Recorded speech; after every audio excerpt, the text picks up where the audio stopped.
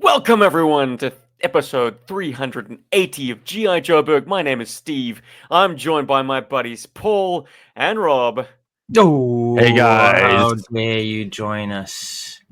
And in this episode, we are going to talk about the 90s, the decade that followed the 80s, that acts as a sort of this weird decadologist like dividing line between what is like purist GI Joe and then what is that other stuff that us latter day fans really reveled in and everyone else kind of shuns off to one side, or they've discovered it later in the game and they're like, that 90s stuff, it actually had some magic to it. But this topic was a suggestion by a buddy of mine, Cody, member of the Berg Force, Joburg channel member, who's like, I gotta be in my bonnet about the 90s, buddy. I gotta get on the show and talk 90s, damn it. Do it justice. So without any further ado, Cody, welcome to GI Joburg, buddy.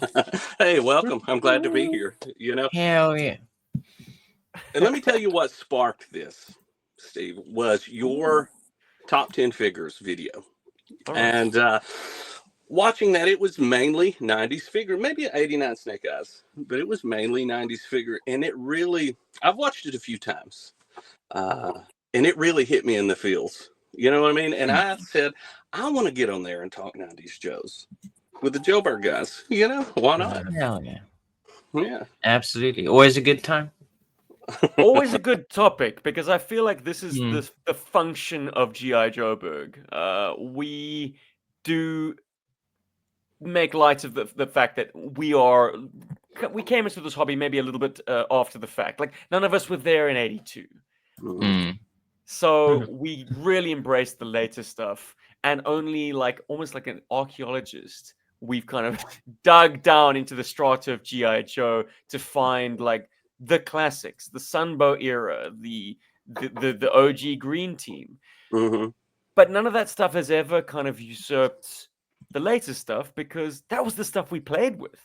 Yeah. We've got a nostalgic connection to that stuff, which we don't have with the earlier stuff, which maybe technically is superior, maybe had the more classic media appearances and maybe kind of found their way as the top tier characters. But like, let us never overlook the toys that we played with and their merits. And to do this, we're going to do things in a kind of a free fashion, but we are going to keep on rails with a few guiding categories that will hopefully spark debate amongst us. We're going to talk about our favorite figures from the 90s, breaking it down into baddies or goodies, Cobras and Joes, or ancillary characters. I'm sure some of those will crop up. Our favorite vehicles and our favorite sub-teams. Because yes, the 90s was all about GI Joe having like, sure, the main group of figures, the battle core, but then like equal parts sub-teams. And just today, I was on YouTube watching a digital combat simulator channel called Growling Sidewinder, and in it I learned that the F-22 Raptor, the sort of current most advanced like combat jet in the world, has been rolling out a chrome paint scheme, which apparently, according to the channel, cuts down its infrared signature. So it's like IR stealth. So Joe did it first. Wow. The Sky Patrol, baby, they were onto something with the chrome paint jobs. The Sky Raven all of a sudden like is no longer a joke to me. It's not like that you see that thing from like another time zone. It's covered in chrome paint. No. It's gonna cut down your infrared signature. Wow. What? Wow. That's pretty amazing. Maybe it's all bullshit. Maybe that's just like a publicity campaign and it's all classified and, you know, like these pictures cropping up of F-22s in chrome paint schemes and it's actually just a puff piece. But maybe there's some truth to it. Yeah. Anyway. And there's, in all likelihood, they knew about that in the 80s already. So we laugh about that stuff. Like I read like Larry's like extensive writing on the pages of the comic book talking about black ball paint on the Phantom X-19, etc. But like maybe he was tapped into some serious like classified shit. Ahead of his time. Man. Cody, get us started, dude. Well, let's talk about So when I score my GI Joes, right, I can't mix my 90s Joes with my 80s Joes. Does that make sense? And so it's almost like they're two different toy lines in essence to me, because they're so different. And I gotta take my Star Brigade and my Ninja Force and all my neon guys, and I gotta have them in one bin. But I was just curious about, for you, for all of you really, where does that separation start? You know what I'm saying? Can you mix your 80s Joes and your 90s Joes together? Yeah, I'm gonna take a crack at this. So I feel like I can, from about up until 1990, and some of the 1991 stuff kind of sits nicely with 80s Joes. Mm-hmm. But past that, I struggle. Like, I mean, because I keep all of my Joes in one bin at the moment anyway.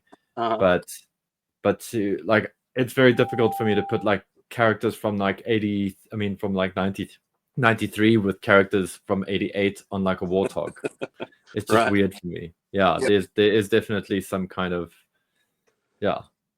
weirdness there. And you guys, am I alone here? Rob, Steve? I'm waiting for Rob because I feel like I'm going to line up with Cody on this one, to be honest.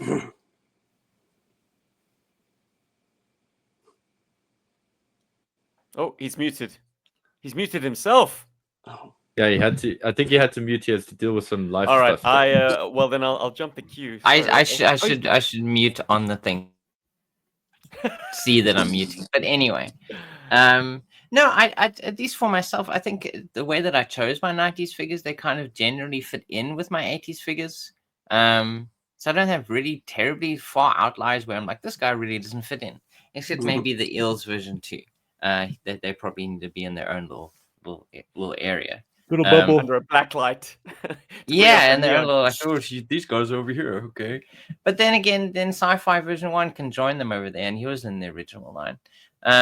So personally, at least, like figures-wise, I don't think there's a separation. I think what's probably more stark for me is vehicles. I think there's a big difference between the types of vehicles that came out in the 80s versus the 90s. There's very few vehicles in the 90s, I think, that can play very well, or at least look like they're from the same line. A lot of the time. But I think, yeah, generally I'm kind of okay with, at least with the selection I own. I think they all kind of fit together fairly well. At least that's how I prefer doing it. But Stephen, what about you? Although Paul, what? I was gonna say there are one or two vehicles that do kind of gel nicely with 80s stuff. Yeah, there's like one or two, like maybe the Hummer or the Humvee or what it was called. The Hammer, the Hammer. Yeah. But they kind of like almost feel like they're holdoffs from the 80s. Like there are concepts that they wanted to institute in the 80s, but they kind of never had a chance to. The quality in general, I think, is worse later on. You know, you get a lot more hollow vehicles. You get really gimmicky vehicles. Like, what was that thing called that I hate? The Hammer, the Axe Hammer, the Ninja Hammer. Battle Axe. That stupid thing. And the Power Driver. So there are some good ones. I mean, Stephen will sing to the end of time about the Cobra Hammerhead, how absolutely incredible that vehicle is, and that came out in the 90s. So, and he likes the squirt guns as well. Apparently he does. Squirt gun jets, liquidator. I don't know why he does, but he does. Cody, my man, I'm glad you asked this question because I think it's oil and water, dude. Yeah. And the dividing line, I think you might agree with me, is GI Joe the movie. Yeah. If you have Sunbow animation cred, like Falcon, Jinx, some of the select members of the 87 crew, the Renegades, then you fall into that earlier category. If you don't, then you're lumped in with the later 80s and then the early 90s stuff. Yeah. And then I would make a third distinction, and that like the Neon era, the weapons tree era, is its own group right at the tail end. Because those wacky dudes look great together, but man, they do not look great with like Team 88 and Team 89. Yeah. Another like firm dividing line for me that kind of enforces that break between 87 and 88 is 88 is where we get an all-important character, perhaps the most important character of that year's releases, Storm Shadow version 2. Before that figure, Storm Shadow was a bad guy. After that figure, Storm Shadow is, fluid allegiance, lining up mainly with his buddy Snake Eyes. And that Storm Shadow works best with 1989 Snake Eyes. And 1989 brings back like a whole bunch of like OG 13 guys in new looks. Like, I don't want to use version 1 Stalker and Rock and Roll in that later 80s period. I want Kayak Stalker. I want dual minigun wielding Rock and Roll. Yeah. So like those are all indicators of like a clean break, a reset, a new era of Joe. And same with the vehicles, man. Like I don't think I want a Mobat in the same armored column as a Rolling Thunder. Yeah. Just the one kind of like design aesthetic, function, just how over the top things got do not gel well with like a humble, main battle tank. Yeah. I'm with you. Yeah, I'm with dude. Yeah. Which is why this chat is so important. Like, what do you do with your 90s guys? Well, you're about to find out. Yeah. And so you guys had talked about Zazel had posted Operation Dragonfire in its entirety on his YouTube channel. I think it was you guys that had mentioned that. And I watched it. And there's so many of those 89 guys that I didn't realize were in it, that had made Slaughters, Marauders, I don't know, all these other guys in their secondary outfits. But I even bring that up to talk about the Deke cartoon and how different it is from Sunbow, animation, voice acting, and I feel like the Deke cartoon, in essence, slightly talked down just a little bit. I don't know if talked down, but it brought down the concept a little more to a childlike level. Not saying that the Sunbow era didn't, but it seemed like when I was watching the Sunbow cartoons as a kid, because I would catch the reruns, that I was watching something my older brothers, or if I had older brothers, older siblings and cousins should have been watching, not me. Does that make sense? Perfect sense to me. Yeah, and I think that's why I liked it so much. Watching the Deke cartoon now is like, oh my gosh, this is hard. This is hard. I also struggle with it. This is hard to get through, but it's what I had as a kid, as a reference to how these characters interacted. You know what I'm saying? And what the hierarchy was. And as a kid, I didn't really see it as being that terrible. You know what I mean? It was a little hokey, but man, the intro, if you watch the Deke cartoon intro, gets you pumped, dude. Yeah, that song slaps. To get tough. Oh, Joe. And it's mainly a lot of imagery of like missiles firing. Does that make sense? It's shooting guns, it's missiles firing, it's explosions. It's America. Yeah, it really is. But it sets up to me how these characters are supposed to be, and it sets up the difference in that split that we were just talking about. 80s GI Joe, those cartoons, now there were battles and all that, but there was also a lot of subterfuge. Sometimes there was something weird going on. And in the Deke cartoon, man, it was just guns a-blazing. You know what I'm saying? Always. Yeah, there's a lot less subtext, and the stories are very, very more straightforward, I guess, and there's less B plots a lot of the time. It's kind of like whatever the main plot was is what was going on. What did we watch recently? There was the Tutankhamun one where what's his called? The Night Creeper leader just suddenly thought he was like an ancient leader. Yes, yeah. I was just like it. What was that called? I don't know. Revenge of the Pharaoh. Revenge of the Pharaoh. Yes, it just felt so different. Like you compare that to like a They're Sunburst series cartoons. That doesn't feel like a story we would have gotten in there. And like some things just happen for no reason a lot of the time. And like they also introduce concepts that aren't really that interesting. It's kind of like, I have to pay these guys to work for me, and it's like, okay, can you just get to the part where you start attacking each other and we can just have fun with this again? Yeah, exactly. Yeah, I gotta agree with Cody there, because and it's my argument with toys and figures just in general is that you always I always believe in marketing stuff to kids in a way that it's actually designed for their older siblings, because that's what makes it cool for them. You never actually market stuff like toys at the age that it's for. And that's kind of always been like the power, I think, of GI Joe and the majority of the 80s lines. A lot of those toy lines did seem like they were almost quote unquote too sophisticated for the age group that they were targeted at. And I see it today with the Transformers, specifically Transformers. I see how dinky a lot of the Transformers figures are, and then they're aimed for like the 8-year-old and 10-year-old demographic, and I'm like, no, these are certainly not for that age group. They can't be. Yeah, there's no complexity in a lot of the transformations in the line ridiculous.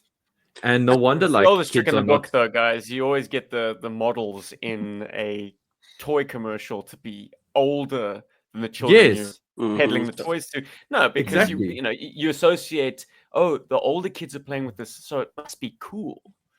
Yeah, exactly. That's the logic. But they don't do that anymore, which is so weird. Yeah. Like, you talk about it being the oldest trick in the book. It's like, maybe they should be looking back at the old trick books, because I mean, I'm just talking from a point of view, like, I want toys to be successful always. I always want kids to be enjoying toys. Well, clearly you aren't the YouTube algorithm that's being targeted with like kids ads, because I'm getting there, Paul. You're not. Guess what? It's because I have young boys. That's why I'm getting all the Spin Master and Ninjago and. Also, Batman. I have premium, so I don't get ads. There you go. Come on. Like, Cody, why are you haven't got time us for ads. Taekwondo? He falls outside the ambit of this topic. It does. But what it goes back to is, look at this. I mean, I'm just going to throw this point out here. Look at this guy. He's a 40-year-old grizzled man. You know what I'm saying? You're talking about me? He's killed people in the jungle with traps, spikes. You know what I'm saying? And this is a toy meant for children. You know what I'm saying? And that goes and that goes back to, this felt like something as a kid. Now, I had the Tiger Force version that I shouldn't be playing with. You know what I mean? Look at him. Yeah, remember Action Figure Therapy? There was sort of a series of shorts, and his name was Jungle.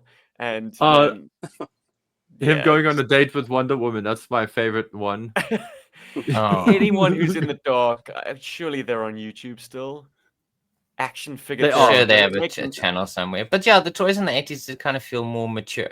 It's like they took the subject matter of GI Joe more seriously, and by the 90s they were kind of like maybe more worried about kids playing with soldiers, so they kind of did dumb it down enough where it's kind of like, oh, don't worry, these aren't terribly realistic parents.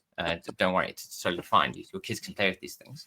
So that's where we got all the colors from everything in the 90s. So different. So I can understand, there is kind of like a dividing line between 80s and 90s a lot. I suppose whoever took over at the time kind of had a different philosophy of how Ironically, it was the guy who started with the ARAW line, then left to do something else within Hasbro, and then come back. It was good old Kirk Bozigian. And when he came back in the, I think, late 80s, early 90s to manage G.I. Joe, he was pushing the action features heavily.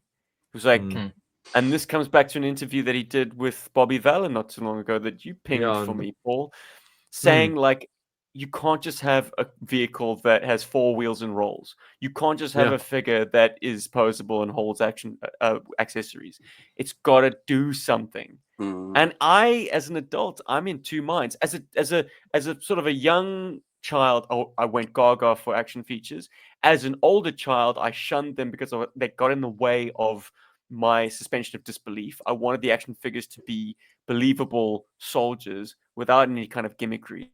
And now that I do less of that kind of suspension of disbelief play, and I really just need things that can be desk fiddles, It's come full circle. I know. I'm back in love Yeah. with the notion of action features. And too many toys on the shelves these days are playing it straight, just delivering you what is the adult collectible, and they ain't fun. They don't have a power punch. Do it now. Do it, woman.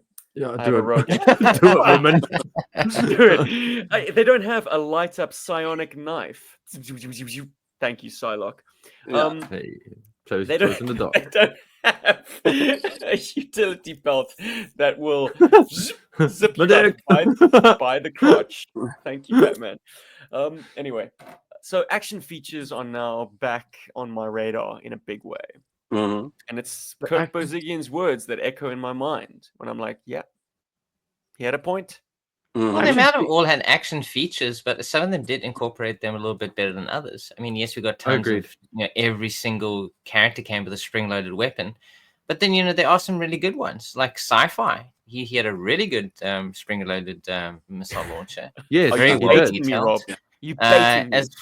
As well as Mercer. His backpack was a very well one of my favorites. Spring-loaded weapon. When it fitted on his back, it kind of came, it swung up. Over the shoulder, and can you really fault someone having a mechanical shark that fires with a missile as well? I mean, no, Rob, you can't fault anybody with mechanical shark. To that, I wanted to also mention, to jump in there, with the action features thing, action features really caught our imaginations as children, because we would look at this figure and we would see what it's meant to do.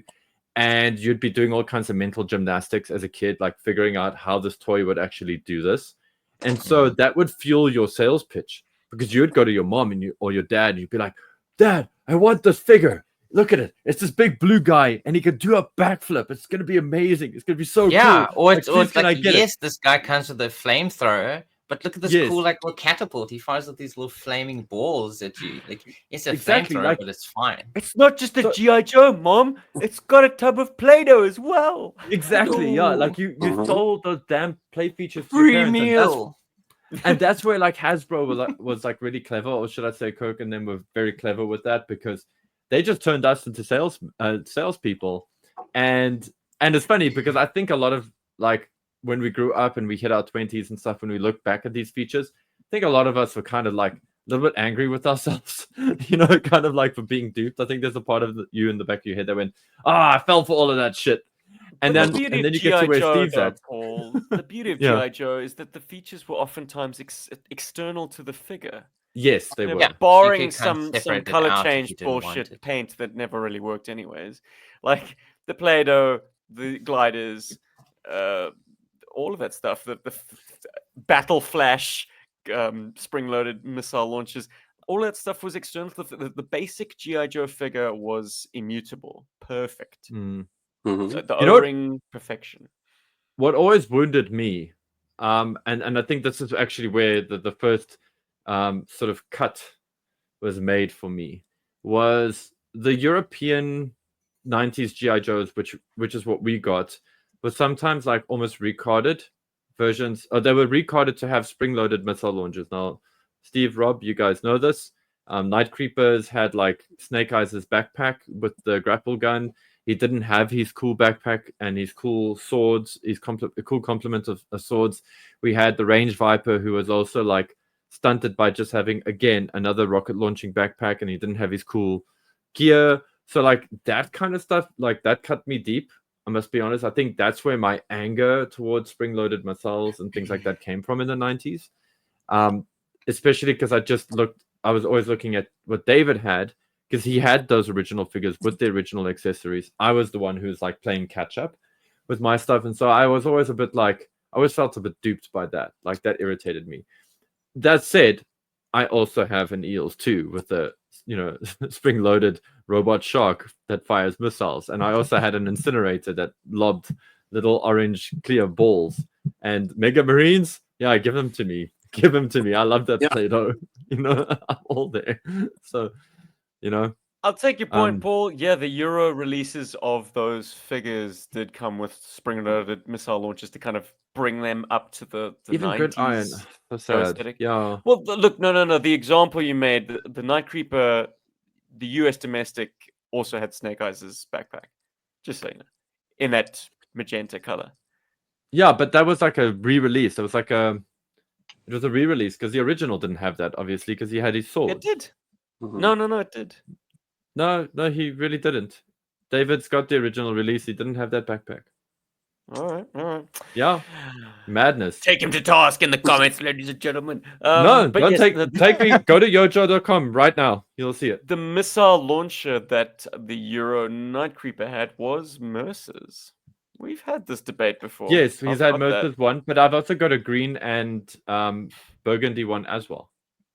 Anywho, guys, Rob said we're gonna that the Deke series GI Joe dumbed it down. Let's dumb it right down and stop talking about like consumerism and how they peddle these toys, and instead just talk about the toys themselves. Cody, your favorite '90s GI Joe action figure? Let's talk about the good guys. Throw some lights on your best. That's very tough. Okay, but when I think about my childhood and the figures I had, right?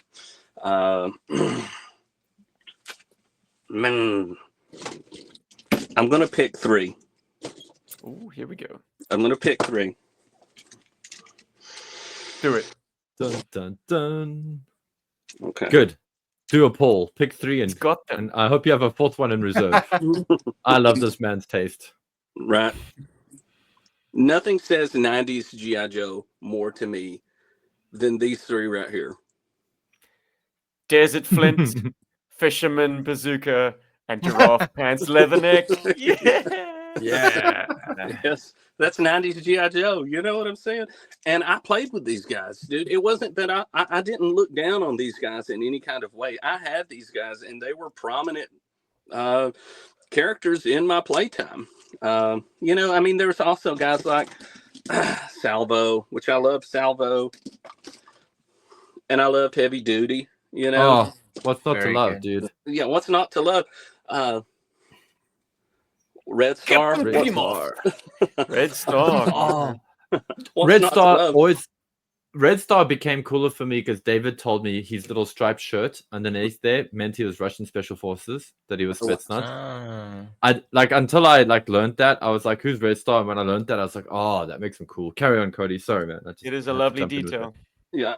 But you go back and a lot of and I've done it too, like, what were they thinking with this guy? But in 1993 or 4, whichever year, that didn't occur to me, and I was just happy to have a leather neck. You know what I'm saying? He was a Marine. You know, the thing about the Battle Corps guys is I feel like a lot of them are themed solo mission, and this guy is just African safari to me. Right here is the vibe. He's actually in the giraffe herd, slinking around, you know. But I love that guy. I love this guy as well. This version of Law. I was always bummed. Wild. I was always bummed he didn't come with Order, because I knew he was supposed to have Order because I had the movie on VHS. Maybe, you know. Well, inexplicable that is Law. To anyone who can't even picture this figure, if you're listening to the podcast, he looks nothing like Law. He's got a completely, apart from the eyes, his head is completely covered up by this wicked cool techno helmet. He looks like some kind of cyber samurai.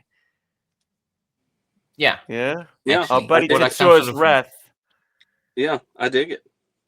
Very Power Rangers-y, almost. You know what I'm saying? If his eyes were covered, come on with it. So that leads me to believe that he wasn't initially slated to be Law at all. That was somehow a change, a course change with this character, with this figure. Well, that's the thing. I mean, we have discussed recently, I think the last year or so, how many influences there are on the line in the late 90s.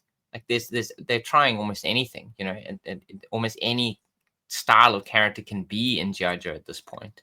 you know, from the DEF to the Ninjas to the Star Brigade to the, you know, Space Monsters. So like it really was like anything goes in the 90s. Like there's no like theme running through. I think a lot of the time you could look at the 80s lineups and you kind of get an idea of like which year a figure comes from, depending on the coloring that they are, and the stuff that they come with. While within the 90s, you're like, is he from 91? Maybe if he looks fairly okay. 1990, I think, could still Fairly kind of fit okay. into the 80s. Well, you know, like not like out there.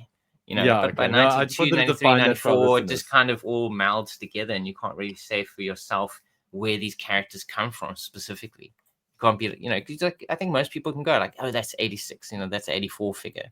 But 90s is just this big, like, you know. Yeah. Yeah. Images courtesy of 3djoes.com. Once again, How dare. this website it's too good for me, actually. I do not It deserve is. this.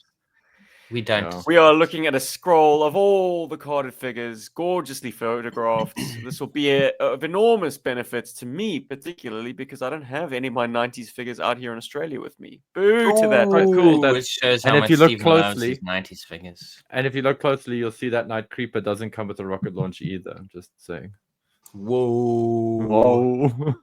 Whoa. Yeah, because these are domestic American releases. Anyway, Yeah.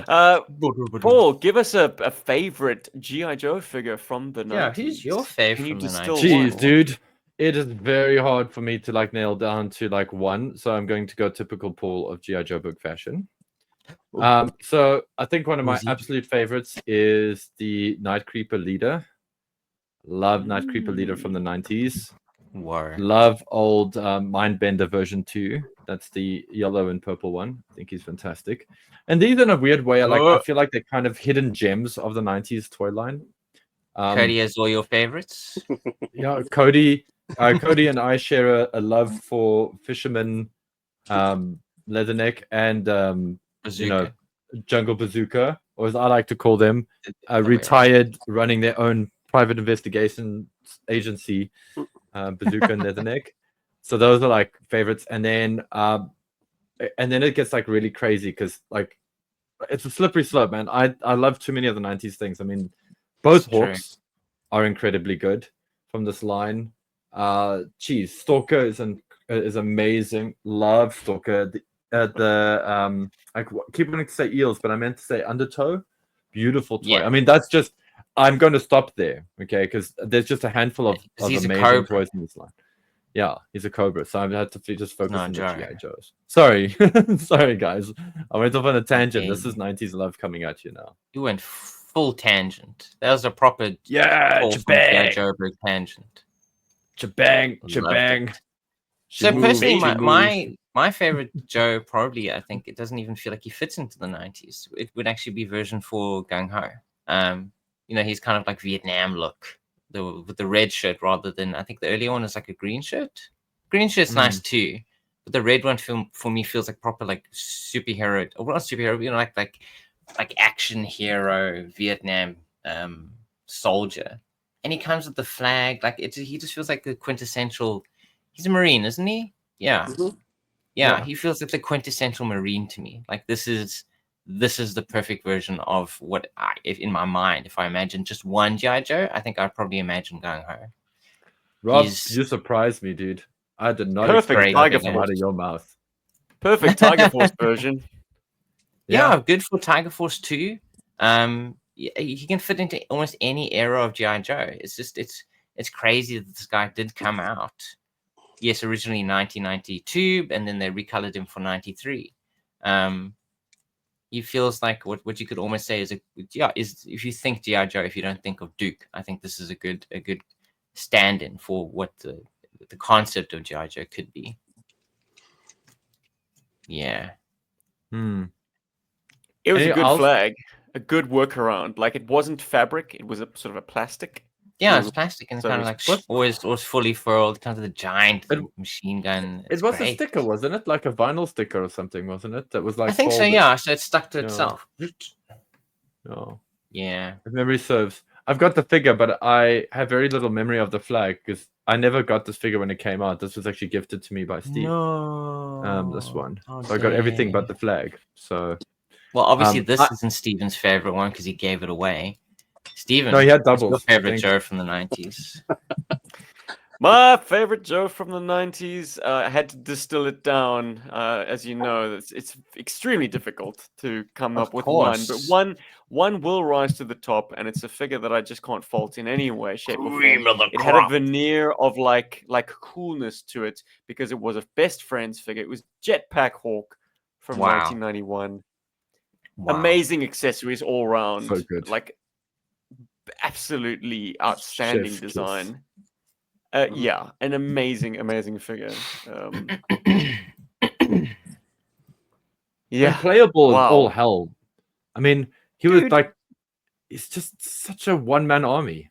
Yeah. In the classified line, this would count as a deluxe. He comes Yeah. with his own vehicle, and the vehicle, apart from having like a sort of a foldable wing feature, has mini missiles that attach to the wings. Like, wow, Yeah. what a figure. Yeah. Just, Great we had it gun so too. good. We had it so good. Mhm. Speaking of, I'm quite excited to see how this would sort of materialize in classified. Oh, really? Wow, they keep drawing you back in, eh? Like you even give They them keep- suggestions please, now keep to like getting actually out and they bring you keep back pulling in. you. Classified. Yeah. I really don't want to collect more, but if you would bring this guy, I'll totally buy him. Please, Yeah, please give him to me. jeez. I don't want to buy classified anymore, but if you make him, I will. I don't want to buy their classifieds anymore, but they make them good. Like slice and dice are too cool, man. How dare Shall we switch it up and do a vehicle next? Whoa. Yes. Let's do our favorite Cobra vehicle. Oh my Hey. goodness. It should come as no surprise that mine is the Hammerhead. You called it, Rob, but like, How did I know that? you can't get past how much fun that thing gave me and all of the neighborhood kids fun as children. Like Huge. You it just just do so had- much with it. They knew what they were doing insofar as the design was so modular. The split apart feature into all the mini subs, they knew that this toy would service like all the kids that it could possibly, like everyone and their brothers dropped around Yes, and center point of play. have a mini sub. Yeah. So amazing times were had. One of my favorite memories of GI Joe was me flying back from our family holiday and assembling like mini sub by mini sub. Like I said to myself, no, I'm not going to do the whole thing in this plane. I can't possibly. But I kept pulling out parts and like piecing things together. And before long, I had all the subs assembled and stickered. And it was just the main body of the craft that was kind of waiting for me when I got back home to put together. Insanity. Good times. Did a review about it. It's in the sort of the back catalog of GI Joburg if you are so inclined Yes, to they check that did an out. entire video about it too. Guest next. Mm. Oh yeah. Yeah, Cody, Me? take it away. Cody, this is the good All right. stuff, man. Which Cobra vehicle is your absolute fave? I've thought about this, and I can only answer with what I had. As far as I'm not going to use my adult sensibilities to answer this question at all. Thank you. And that would be the Cobra Earthquake, because that's what I had, and that was Me too. awesome. That's what I had, and that was my main Cobra vehicle growing up. That's what Cobra staged. If Cobra was going in with a vehicle attack, that's what they had, was the Earthquake, and I loved it. It was fantastic. The drop tube missiles in the back would launch. Such a good feature. Yes, those suckers could get some air, and I don't know. It held. It had foot pegs in the back, and I think it held 2 in the front, and then one guy could stand out and operate the machine gun on the canopy. That's a proper 90s vehicle. Oh, nothing dude. is more 90s than this vehicle. I agree. Yeah. You could even put guys in the scoop if you really wanted to, like. Yeah. But You could, that's great, and you can probably get elevation too. So you kind of elevate them upwards, and it's kind of like a little barrier for them to kind of sit behind and shoot. Yeah, and That's the bucket itself could, if I remember correctly, it could pivot and rotate, and it would slide in that orange bar there. That's in the green left arms would allow it to move up and down. A super cool vehicle. That's great, and it seems to articulate as well. Like the front wheels and the back wheels also move apart. That's so cool. This is a great choice. Yeah, and I think it's a great segue for me as well, because I was going to also say the Earthquake, because I love this thing. I got it. We got it in a box of toys that was sent back to us when we came back from the States, and it was in there, and I laid claim on it almost immediately upon laying eyes on it. Sadly, mine doesn't have that other orange part to allow for the scoop action to work fully, but it is just such a gigantic toy, and it just has so much like finger food and so much good stuff going on with it that it's the coolest Cobra vehicle for the 90s for me as well. Like, I mean, I'm sure there's people who like don't like it because it's purple and green, but it's like devastator colors. It's so great. Anyway, Earthquake is my favorite Cobra vehicle as well. It feels purposeful, actually. Yeah, the choice of colors. And I also wanted to mention, right? And I also wanted to mention the Earthquake because it's a vehicle I actually own. Because the Hammerhead is also very much a big toy crush I have. I love it. It is a bit of a holy grail. Ever since I saw it in the catalog, and then I saw it in an advert in Lucas Talking 2. It's part of the plot. Like Mikey's watching TV and they advertise the Hammerhead. It depends on your version of the movie. I think certain versions of it don't have that ad in the movie, but I was always like, I want a Cobra Hammerhead. It's such a great toy. But Earthquake all the way, dudes. And there was only one driver I feel like that is meant for the Earthquake, and that's Road Pig. Oh hell yeah! Sonic Fighter's Road Pig is perfect. Yep, all the way. Paul, Steve. Oh, you answered Rob. I did Hammerhead. Yeah. I think it's Rob. He did his first. Well, I have to be consistent. It's the Cobra Rage. And once again, it's a weird choice, isn't it? Because it doesn't really exemplify the 90s.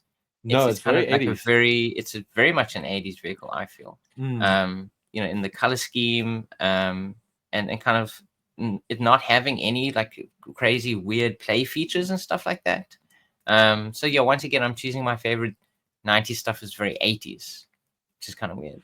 But something I discovered recently. Rob, if you consider that it was probably designed in 1989 for a 1990s. Yeah, it probably was actually. But something I discovered recently, which I thought was quite cool, was this. Okay, wait, no, well, it's not GI Joe or Cobra, but the Sonic Boom tank from Street Fighter. Okay, and there it is. Sonic Boom. I think that's a really cool looking tank. Yeah, like what great fun! It's low profile, like the Rage. It kind of has like a little central thing going on there, where you kind of have guns as well as missile launchers. It looks a little bit He-Man-esque, I guess, as well. I think the He-Man had a very similar type tank. But I recently saw this. Too. I'm not sure if they can. I mean, the 3D. Yeah, it's a Cobra Paralyzer, if I'm not mistaken. They don't show that on there, but they don't flip flop like the GI Joe is the attack track. Yeah, they do go up. So you can arch. Well, I didn't even know that. Like 3D Joe doesn't show that. It goes on its little tippy toes. It's like. Oh, there I see it. Yeah, it's in the instructions. It's in the instructions. In the middle one, you can kind of see them moving. That's quite cute. That's proper 90s. Yeah, I have passed on this vehicle so many times, and really? It's a fun little vehicle. I was just going through the 90s and kind of like seeing like what other cool stuff is there that I've just completely ignored. And yes, Player 2 Guile showing us now came with version 2 of Guile. Very cool version of it. It's actually I say Player 2, but it's actually alternate color Guile because Player 2 of Guile is blue. The difference, guys. Don't forget that. Yeah, it's like High Punch. I think it's High Punch or the start button, one of the two. Sorry. That brings up. I have a question. Did you guys get the Street Fighter GI Joes? Oh yeah. Yeah. Okay. Yeah, I don't think we got. Did we get the vehicles? I never saw them. Like we did, but we did get most of the most of the characters, yeah, for sure. Because the movie came out in 94. Did we get the movie in 94? I feel like we did. We got it when it came out, yeah. Yeah, so 1994, the movie came out, and I think they kind of like spurred interest in Street Fighter. And I suppose the figures, we probably got them about the time the movie came out, I guess. I think we got them before then, actually. We got them a little bit before. Yeah. Well, that's I brilliant don't know. because that's almost in line with the States, because the Street Fighter line, I believe, came out in 93 originally. I think we got them around the same time because I remember seeing them in EGM, in the back of an EGM magazine, and we got them in our toy stores in the same year. Okay. Like Yeah, in they were EGM, they were great, talking man. about them coming out. Yeah. It is important to draw the distinction, though, between the Street Fighter GI Joe line And the movie. and the movie line. I know for sure, Yeah, because the God, it's G.I. gotta Joe be ones someplace. were Street Fighter 2, and they're all at least based on the looks from Street Fighter 2, if I remember correctly. And then Yes. there was a separate line that was specifically made for the movie. This weird ass line of Guiles, yeah, which I purposefully got one because it was the only Oh, way I could get wow. Blizzard. Yeah. That's crazy, Steven. Steven owns carded figures. What is going on? I have a It's few getting kicking around, strange but in like, his old age. how can you turn down the man, JCVD, oiled up to the max on Well, of every course. single card? Like, you don't get your own sort of. They've got them on the back. They've got the other sort of, and they're not even the. Jeez, that's the Hong Kong movie- artwork. Oh, is it? Okay. Yeah. Cool. Why did Like- they have actual like stills of the actors in the general release? No, the general release I think still had this at the back. I'm trying to remember my card, but I'm just surprised that the artwork used on the back of that card, that's based off the Jademan art. That's not American. That's not the art used for the American marketing. Well, there's a tragedy to this particular Guile, and this is the paratrooper Guile. And that's the fact that his big old Jean-Claude Van Damme head sculpt cannot accommodate the silly little ace helmet that he's got with his parachute pack. You can't put his flight helmet onto that head. What a tragedy. And that's why he stays on How quad. else like is he supposed to do cocaine? I mean, just... ditch the helmet. Oh, man. Good So, times, good times. so let me ask, how did you guys incorporate Street Fighter into the GI Joe world, or did you? We did. I think by the time the yeah. Ninja Force showed up, Mhm. they were able to annihilate entire droves of opposing troops. So the Street Fighter team was, even more superpowered. Yeah. Like, I remember having a Balrog, aka M. Bison, the boxer, and he just literally like one punched his way through the entire Cobra army. Madness. Like, he raided a base solo and just took them out, which is ironic because I learned that he's supposed to be a bad guy, Shadow Lu guy. But anyways, he was my main guy for a whole day, and then moved aside. To answer, Cody, you may have heard this on earlier podcasts, but for the listeners, just in case. So my buddy Dave and I used to play with these things like they were super powered martial arts monsters, so to speak, and they all had like they're all able to like shoot power blasts out of their hands and all kinds of stuff. And this was actually spurred on as well by the Street Fighter comic book that came out of Hong Kong, because a lot of the characters had powers that were far and beyond what they had in the video game. And so yeah, that's how our Street Fighter guys would like go up against Joes and Cobras, and they'd be allies. And like I think Guile and Chun-Li, Ryu and Ken were definitely GI Joes, like they were part of the GI Joe team. I think we somehow thought of them as Ninja Force as well. It gets blurry, but like a lot of that stuff happened. So that's how we integrated them.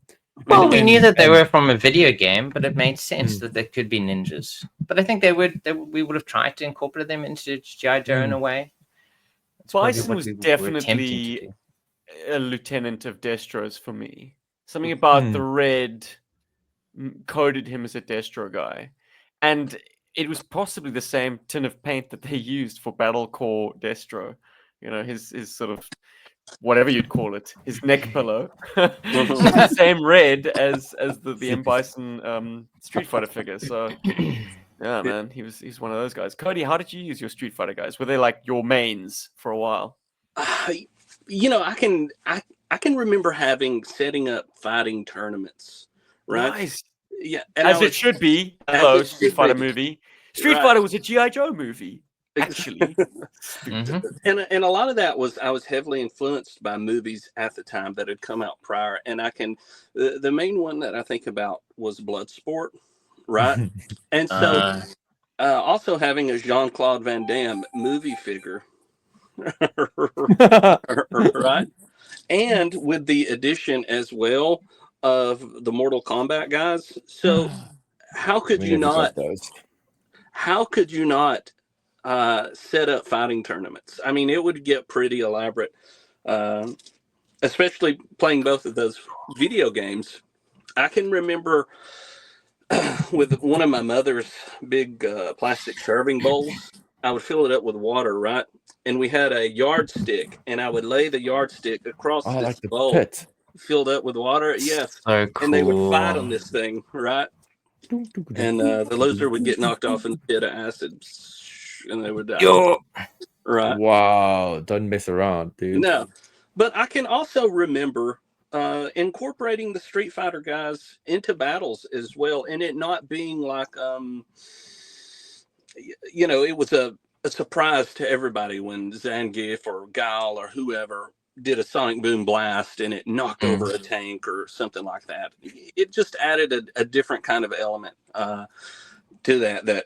It was like essentially having an X-Man in your GI Joe battle. They had powers and things like that. Yeah, but they fitted in better because it was the same. They were O-rings. The same size. Yes, it was perfect. And it added an element of play that an outsider looking at Street Fighter and GI Joe, that sounds terrible. But when you were there with it and those were your guys and you were playing it and you were an 8-year-old kid or whatever, it was fantastic. You know what I mean? I loved it. So hell yeah. Yeah. I'm still there, actually, in a lot of ways. Whoa, welcome back, Paul. Welcome back. So I have a quick fire topic, which I thought was quite cool. We did this previously in another episode, the 90s. In episode 90, we kind of discussed who did it better, the 80s or the 90s. Oh no, here we go. So I thought I'd do another round of this. Actually, Steven did the original one, but I thought I'd do it this time. So 80s or 90s, who did it better? You just need quickly decide, I guess. So we first up is Hawk. So it's Hawk version 2 versus Hawk from 1991. Who did it better? 80s or 90s? 90s. Paul? 90s. 90s. You think 90s. so? Yes. Oh my god. Cody, better. 80s, 90s. Man, that's the tough one. I'm gonna say 90s.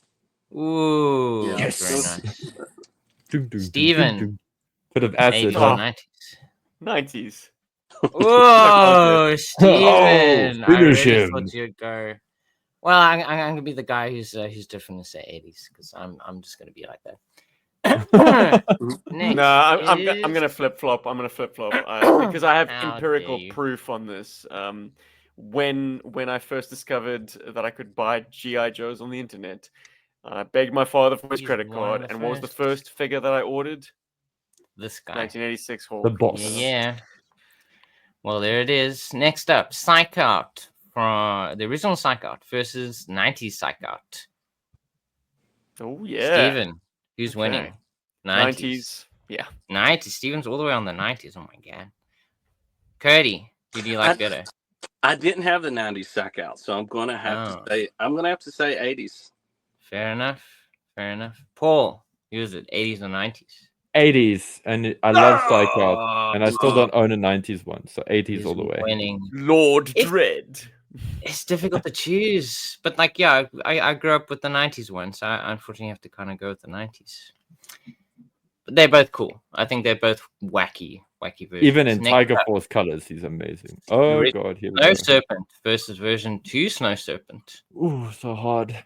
Ooh, Steven. Which is it going to be? 80s. Oh, Steven's going to the 80s. Oh my god. Paul, who's it going to be?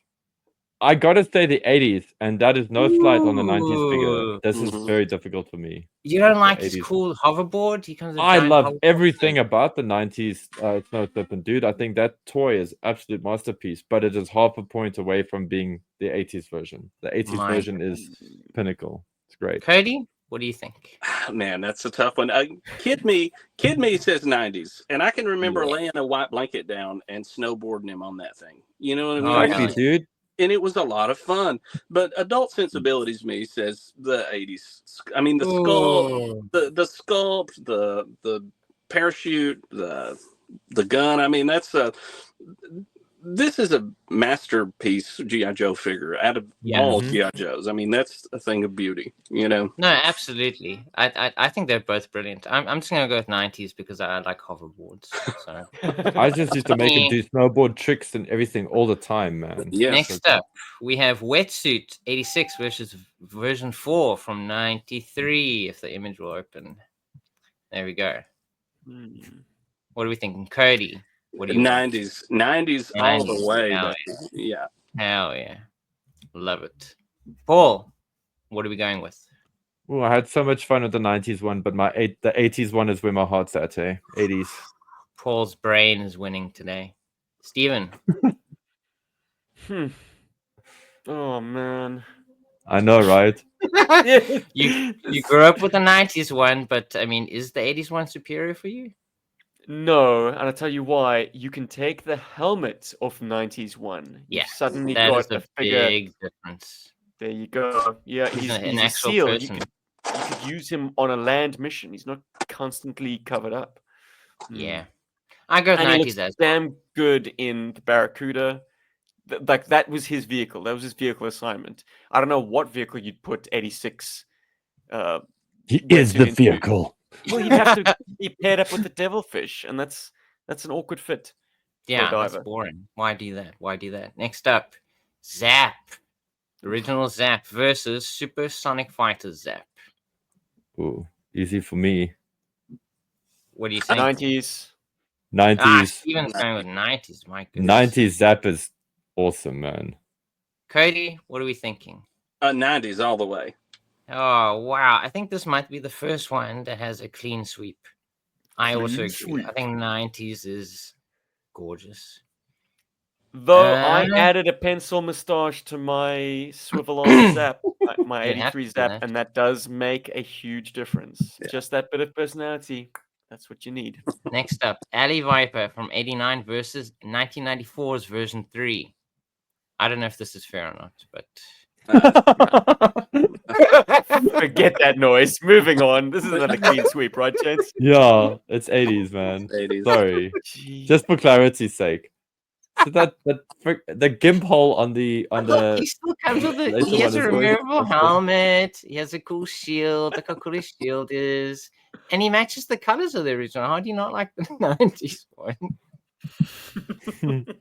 Is he wearing a necklace? I do appreciate that. This parts reuse. Like it's the lower half of that figure and his arms are all original Alley Viper. But yeah, I do not like the new parts, and the shield sucks compared to how cool the original was. Yeah, I mean, this guy's shield is just basically the Cobra symbol. This is just like it's on brand. Brilliant, but he's really. You always said you love your characters to have like Cobra symbols on them. Like he literally carries a Cobra symbol. I mean, aren't you loving that? I'm pretty sure though that slot in the center of the backpack, you can feed his pistol through it or his rifle. Yeah. And it kind of like shields the. It's pretty cool actually. Yeah. No. Okay. Yeah. I think clean sweep for the 80s. I guess so. There's two clean sweeps. Okay, so 2 more to go, I believe. Next one is Bazooka from the 80s. Oh, geez. Versus version 3 Bazooka, or should we say Fisherman Bazooka? Cody, is this tough for you?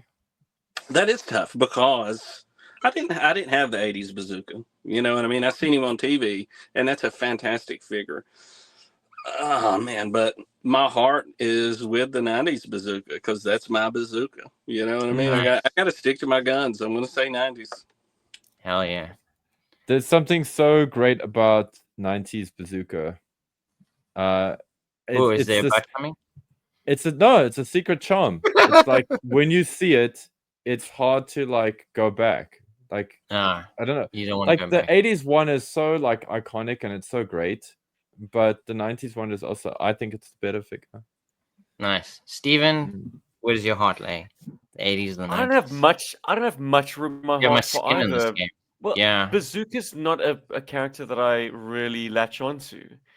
So there's only room in my display for one Bazooka. He's not a character that I'm going to get multiple versions of. So it will be the definitive one, Fair enough. the one that you see in the cartoon series. Yeah. So 80s for me. Yeah, I'd probably go with the 80s too. I'm not much of a fisherman. And last up, we have version 1, Major Blood, Ooh. versus Super Sonic Fighters Major Blood. What the hell is that?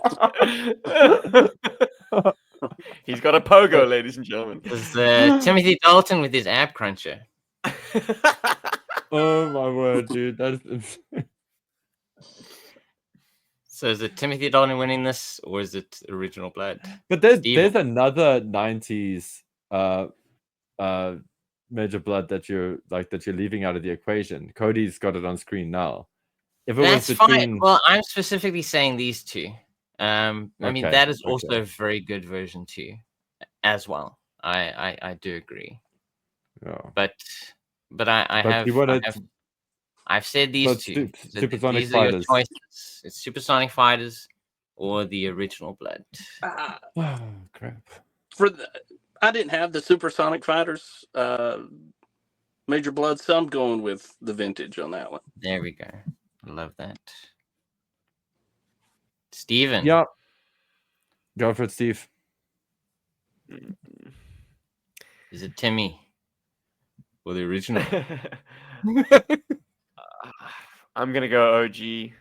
I'm a product of my age now. If you asked me 10 years ago, I'd be like, no, well, That's the the real original one. Blood is too rudimentary. Like the Supersonic Fighters. I mean, he's in Cobra Blue at least. Yeah, you know, Timothy ton of Dalton, grenades. dude. He's well equipped. While the other guy only has one working arm. It's There's interesting something because so like the aesthetic of the version 1 Blood is definitely tapping into some almost pre World War II military aesthetic. The jack boots, that weird helmet, the very signature moustache, the eye patch. Like he's from another era, man. And it's not the 60s and 70s. Again. Yeah. He's a Star Wars bounty hunter looking right here. I mean, he's a mercenary. Yeah, it's kind of classic. It's timeless, I guess you could say. Yeah, listen, 80s design is the better design, hands down, because of how well it translates into the sideshow figure and how well it translates into the classified Joe. But for me, my heart is always with the 90s version, with the Supersonic Fighters version. That's my first glimpse of Blood. That's how I knew Major Blood, and he was a boss in the game as well, which kind of cemented it for me. I've always liked this concept of Blood, the 90s version. Yeah, he was the first one I experienced. So Steven owned him for like forever. So I think when we originally eventually saw the original, I thought he was pretty cool. But yeah, this for me is always what the non-bending arm has always been a bit of a bugger though for the first version. Yeah. Well, they fixed it in the classified, didn't they? Actually, no. What? They didn't? Yeah, oh, doesn't bend in the classified either. If memory serves, I could be wrong. I keep thinking it doesn't for some reason. Well, somehow, classified. No, classified. Yes, sorry, I'm thinking modern era. Duh. I know the modern era one's arm doesn't bend, but the classified does. Yes. Thankfully, to Kim. She's also from the 90s. Yes, she is. The lovely wife has dropped into the podcast.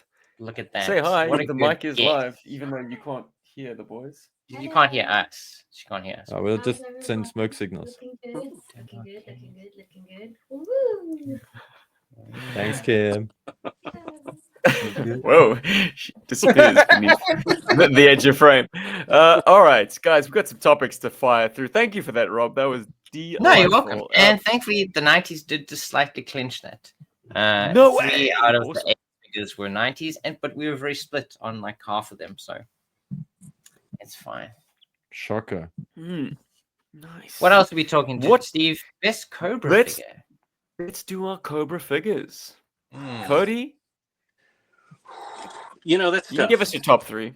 Oh, it may be Just tough. Just Well, top okay, 5. top 3. Top 5. I'm gonna say Major Blood, of course, Yeah. Mm, paired that is with my favorite version. this Dr. Mindbender. Fantastic. From the future. From the future. And I can't find him at the moment, but number 1, Battle Corps Cobra Commander in the black. Fantastic. Love that figure. Oh, yeah. There's a nice synergy with those 3. I think they feel like they come from the same period. It's kind of like they rebuilt the Cobra hierarchy, slightly into the future. And there's something very 90s supervillain about this design to me. It's more, you could see this in a comic book. You know what I mean? I could see him shooting this blaster at Spider-Man from the 90s, or Carnage, or something like that. It moves into that less military and more superhero, especially this Dr. Mindbender. I mean, he's such such a James Bond villain type character to me right here. It's also very cyberpunk. There's also something so cyberpunk about that Mindbender as well that I love. And isn't this a reanimated corpse according to the comic books? Doesn't all this electronic stuff? Didn't he die? Wait, when did he die, Stephen? Is a clone? Like He the original died in the landlocked freighter. Yeah. And the version 2 Dr. Mindbender, the Battle Corps Mindbender, is a clone. Okay, cool. That was animated by mistake. They were transporting it, and it got zapped by some electrical current and came to life.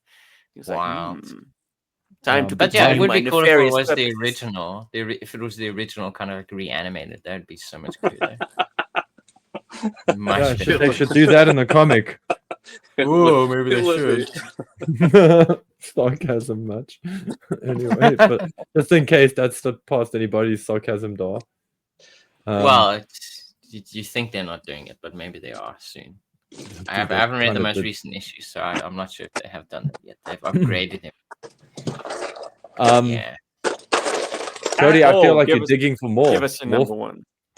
Oof, dude. Okay, so I kind of blew my load earlier because when you said GI Joe, I just thought GI Joes as a umbrella term. Oh, it's like I didn't think GI Joe like as in the good guys and the bad guys. But as I mentioned, Night Creeper Leader is super up there for me, as is that Mindbender, as is actually that Major Blood. Like Cody and I are like one for why one. don't you give us your favorite good guy? So my favorite good guys from the 90s is that Hawk, version 2 Hawk with the jetpack.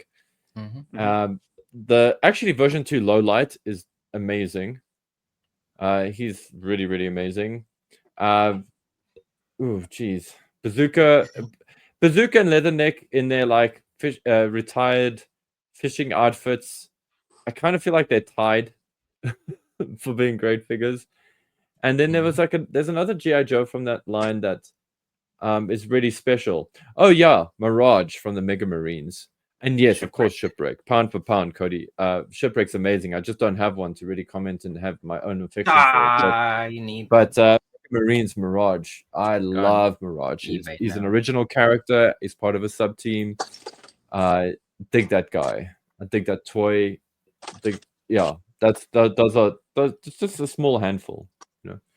That's me just stopping myself. I can carry on, as you all know. You could keep going on forever, guys. I'll keep it short. Undertow, I think, is fantastic. Hell yes. My first very good. My first 1990, I think he wasn't he? And once again, something I've chosen to could fit very easily into the 80s. I don't know. I think the characters I generally tend to like are still the 80s coded characters, I guess. Yeah, you like that vibe. Yeah, I do actually. I mean, some of the 90s stuff is interesting, but I think generally I still enjoy the stuff that still feels like it'll fit in well with the 80s stuff. So that's my number 1 Cobra dude from the 80s. The 90s. Yeah, Undertow is my. I grabbed Undertow when they opened Northgate Shopping Center, which is a mall. We made a beeline to Dion's. went to the toy section. David and I. He grabbed Snake Eyes. I grabbed Undertow.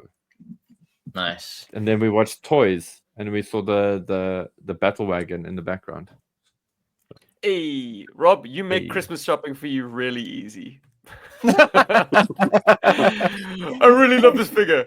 I don't own it yet. I don't own it yet. Well, I can appreciate the Mental line note. across all of it. You know, whether or not I own it or not, I can have an appreciation for things.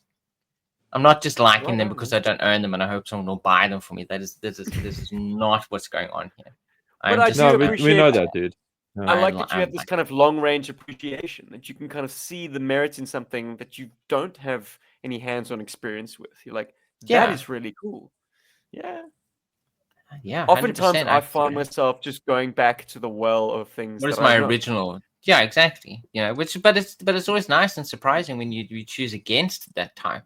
I mean, yeah, especially with these things we just did now. A lot of these guys you didn't own necessarily when you were a kid. I'm not you know, going to go 90s. against type, though. My favorite Cobra figure from the 1990s is Overkill. Of course. I Bats am attack. consistent. Nothing if not consistent. This figure had so much play value to me, and I didn't even own He him. didn't even own it. Rob owned it. He belonged, well, Bats attack. before Rob, there was Lyle. Lyle owned Mm. it. I played with it. He was kind of guarded about it because, like, you know, it has its fiddly aspects. For You can instance, break the it blew chest. my mind. It blew my mind when he flipped open the chest. On first Me too. inspection, I was playing with this figure, But and I David, didn't know it could do that. And then Mm. my buddy Lyle like flipped open the chest and dropped the cannons, and I was like, "What? No GI Joe can do that." dude, I was blown away when you could take the hands off, because even though I had seen it on the previous bat, when you saw this figure in the card, it didn't look like you could remove his hand. No. So I thought those attachments went onto his backpack. And then when David did that, I was like, oh my word, they've like, you know, this is like insane. And then he opened the chest. I had the same emotion, like series of emotions with this toy. It's it just a looked really- like a cool translucent, like additional sculpt element. yeah, exactly. You The know, fact that it was Cody- split So open good. and was a... It's Anyway, brilliant. then Rob owned this figure, and no holds barred. Like I had no shame in completely commandeering it. No Like scar. this was a lead character for me, and it wasn't even my figure. Rob, I mean, were you secretly like apprehensive about me playing with this guy? No, I think you were much better with toys than we were. I think we were always worried we were going to break your toys and you'd like shout at us. So I think we trusted you more with our That's on toys brand. than you probably did. With, Sorry, you Steve. trusted us with your toys. You know. Right. Well, I'm glad you did, and I played the hell out of this figure. Of course, we removed the backpack early doors. Mhm. For those of you not familiar with the Talking Commanders, all of them had backpacks that were screwed into the characters' backs, but with a few screws and a screwdriver, you know, you could Thankfully, handily very easily removed. Thank goodness. Like it wasn't like integrated into them. It's like they just added them after the fact. And like the molding on the backs often weren't too bad once you removed the figure. The It's fact good that was this very guy was flat. a robot, the fact that this guy Yeah. was a robot kind of helped that flatness. Yeah, you didn't feel the loss of the molding on the back. Cody has Later been... on, I learnt that he is kind of sentient in a very sympathetic way. There's a kind of an almost C-3PO quality to the way Overkill is characterized in Deke, and then later on in Sigma 6. He's Oh quite a my! compelling. Well, Sorry. he's quite a compelling character. Like he's very fatalistic. He's the one Cobra that can be destroyed and rebuilt ad infinitum, and routinely is. Like, what would that do to your psyche? If you're a sentient being that could be absolutely dismembered, only to wake up, oh, I'm back together again, Back to thrown it back into the again. fight. You should explore that Interesting. in a play motion. Well, I did when I played with this figure. He was kind of Yeah. the second in command Real to life Cesspool emotion. in a game that was kind of a sort of a more science fiction setting. Like they were all mercenaries in a sort of sci-fi Star Warsy kind of game. But this was his So- right-hand man, robot. Just loved playing with this guy. He had like a bionic commando feature. Could like launch his hand out. Oh, the hook. and kind you of can zip swing. line. Oh, love that. Could swing on his kind of hand. I just Very like anime. that his claw was really good for like grabbing GI Joe necks as well. He had like Yeah, it was Perfect. wide those enough kind of for you to like- actually grab people with it. Yeah, as Yeah. why would you? Why? There you go. Why Cody? So throughout the episode, Cody's had a few great blink or you missed it toy moments in his little frame there. And one of them that caught my eye that I've never seen, that I don't think I've seen before is it's Big Bear, the Russian guy, but he had like a yellow and an orange and black version. Now that you flick it, yeah, International Force. I What are they haven't called? seen that Was it before. That's really cool. The mail away look at that Budo. versions from what is it? Terror in the Wilderness? I think so. Terror in the Tundra. Those are very cool repaints. Those are very Put cool, something in the man. Like, wow, check that Commando's spirit. Yo, just don't disclose your address, dude. Wow. Those are fantastic, man. Nicely done. Cool. And Did you pick them up bagged, Cody? I ordered. This is one of the only Melloways I think I ever did, other than Joe Colton when I was at the a kid. time. Yeah. wow, Wow, So these are childhood originals right here. I love these dudes. that's amazing, So cool. Nice. guys. You This got one in. holds up. So cool. He Pretty does hold special. up. He grabbed my attention immediately when you had him, and your screen was minimized because Rob was showing us stuff at the time. That's amazing. Like it just caught my eye on the side there. So, guys, two things. I've got to sadly jump out soon because we've actually got people over. And that's my the first goodness. thing. But I did want to put a spotlight on one of the questions, one of the topics that Steve wanted us to Yes, do on Stephen, this before we episode. leave, I need to know, Paul. Tell Favorite us, what sub-team? is your favorite weapon color? Oh, Well, there's two. So I do think we should quickly talk about the sub team, and then definitely your favorite obviously, 90s it's weapon DEF, color. the drug encouragement force. Is that your favorite God. team? No, we all know that's Kuto's favorite one. Oh, I love me the Mega Marines. I think that's pretty consistent from when we spoke about this the first time. Mega Marines are great. I would love them more if I had a gung ho to complete it. Well, of course. I'm working on trying to make that happen. Well, when I say working, I'm sure one will come my way. I'll just have to actually go onto eBay or something. Great figure line. Well, Paul, you always were welcome to look at my gung ho. Thank you. I appreciate that. If you can send me photos every now and then, that'll be nice. And also, put his helmet on. I like it that way. Absolutely, helmeted.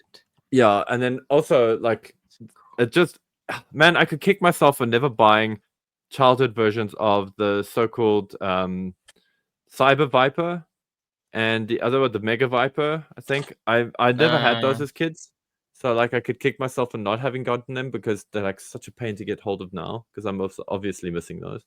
But anyway, I love that sub team. Curious to see what you guys have to say.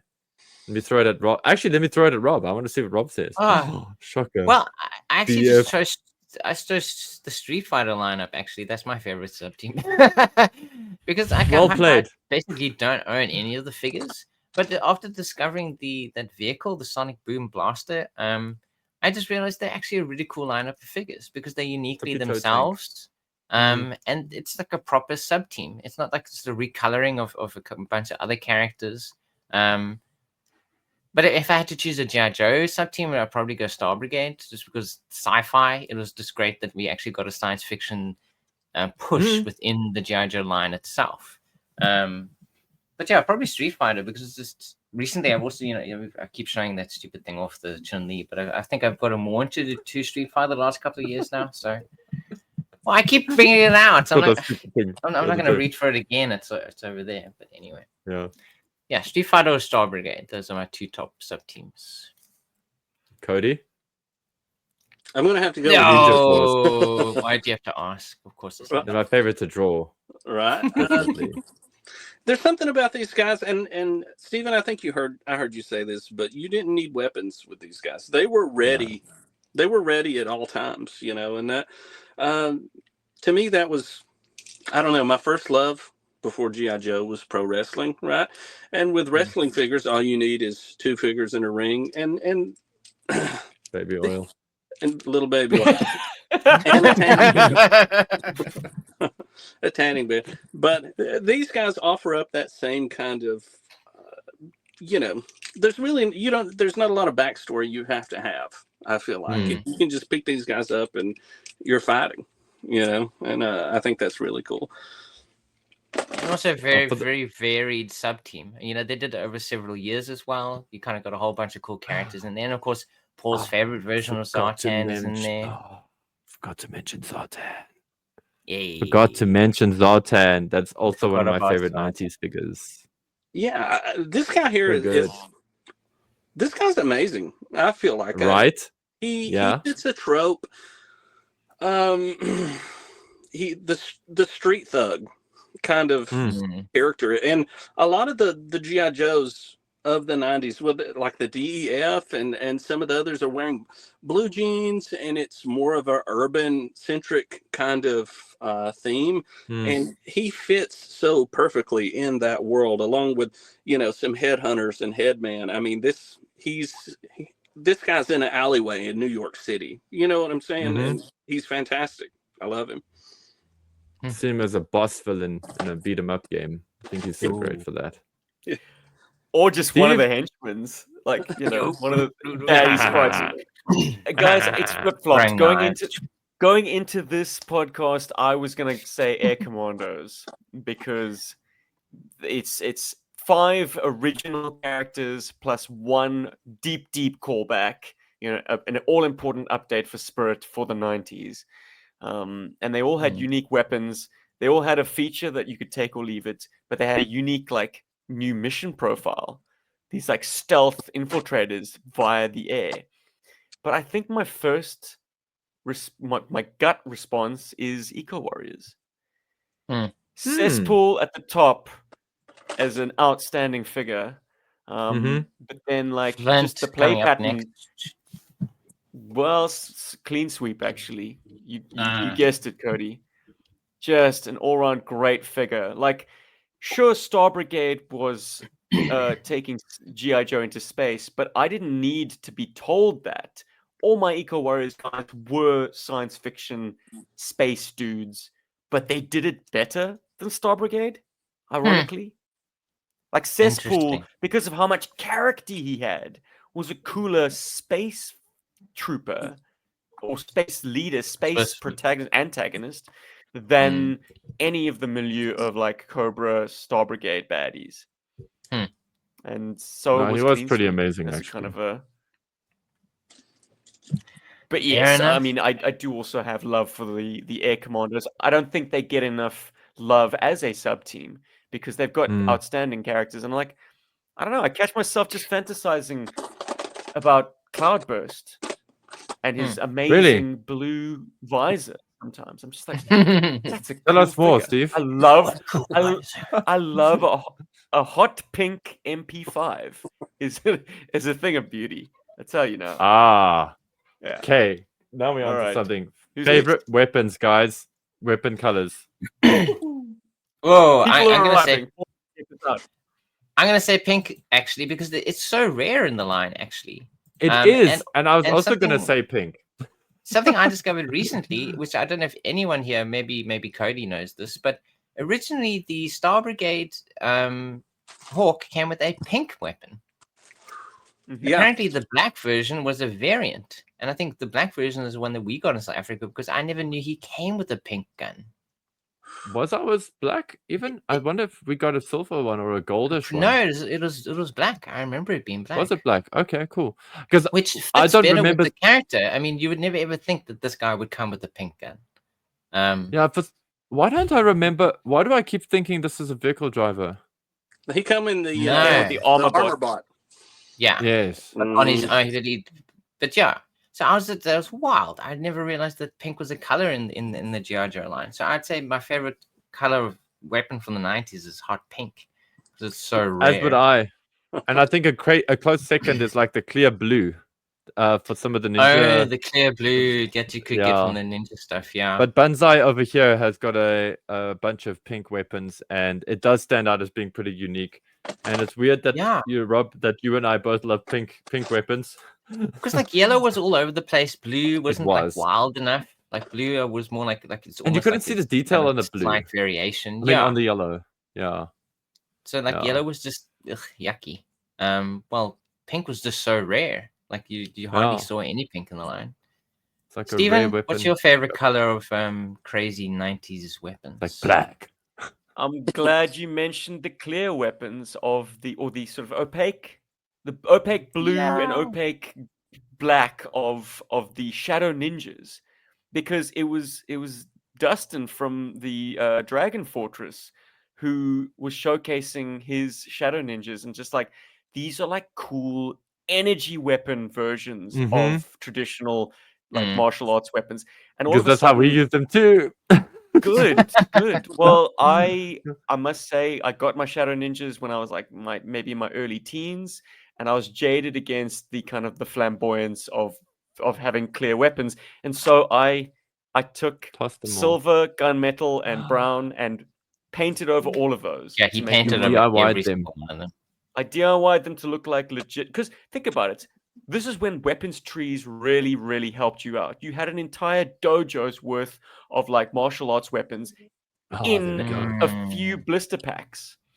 So, you know, and it had that Ninja Turtles appeal that you'd cut them off the sprue. All of a sudden, like, weapons trees were fun with the martial arts stuff. So, but I kick myself for having done that, because now I'm in two minds. I'm like, I don't want to strip the paint off these, because it's now a kind of a memory. I'm nostalgic about my 14-year-old self doing this paint job. I don't want to just like I don't want to take the paint that I put on my Mega Viper, because I painted him red and black to make him a Crimson Guardsman. Like, Black and that's gold. a sort of the figure. I should have him back to his original paint job, but I don't want to ditch my edition, my customization. Gotta buy another one, Steven. Anyway, Cody, I think Skymate and Zartan, Ninja Zartan, need to have a face-off in a play motion, because they both have bows. Do it. Yeah. You and Cody work on a cool play motion. Well, I just recently got a Skymate. Just good luck getting that bow. Yeah, no, it's never gonna happen. But at least I got a Skymate. But Cody, is the color of that bow a clue to your favorite color from the 90s? Yeah, and I'll just say it's probably the most nostalgic. I have to keep these separated from my. Of course. From all my other weapons, I have to get the neon weapons out. But this neon orange to me says, it just screams 1990. Yeah. Or 1990s rather. I love it. It's radical. It's rad. Yeah, it's just rad. Exactly. Hell yeah. Exactly. No other accessory brings out Ninja's 4 Sartans makeup like that bow. Quite the same way. It's a beautiful color. And yeah. Category wise, I think we all need to give our favorite GI Joe vehicle. Hey. Whoa. I'm gonna say that the Avalanche is still. I mean, once again, it's a 1990. There's a theme here, isn't it? Like, everything I like from the 90s fits into the 80s. But it's a fantastic vehicle. It's a snow vehicle, but I mean, it kind of like my Rhino. I'm pretty consistent. Like, my Rhino comes with like a cool little helicopter that can come off it. It's cool. And then even like the little play feature with the kind of like flippy like disc throwing shit. It's fantastic. Yeah, Avalanche is number 1 for me from the 90s. Still love that vehicle. It's so good. Oh man, I'm torn between the X19 and the Hammer. I think they're both beautiful figures, or both great vehicles, and they both offer a lot of like awesome playability. I would go with the own an X19. I should. The X19 but actually, is the Phantom from 1988. Yeah, sorry, I keep saying the X19. Which is the X? You mean 16. The Ghost Striker X16?